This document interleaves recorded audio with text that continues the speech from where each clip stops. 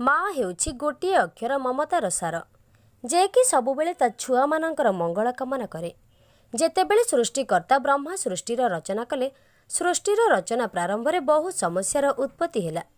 प्रत्येक समस्या पई मनुष्य ठारू आरंभ करी कीट पतंग वृक्ष लता भगवान को दोष देले और तांको समस्यार स्थायी समाधान पई भगवान को निकटरे प्रार्थना कले। शेषरे भगवान प्रत्येकंक पई माटीए देले। सेतिपई माँ हेउछंती भगवान को वरदान। जेतेबेले छुआ कौनसी विपदरे पड़े माँ ता छुआ को विपदर रक्षा करने पाई काहीं कौन करे से सब करबा आउ काहारी पाखरे संभव नुहे। आसंतु देखिबा एमिति गोटे मार कहानी जे कि निज छुआ को रक्षा करबा पाई केमिति कौन करुछि। टिके नजर पकांतु एही वीडियो उपरे।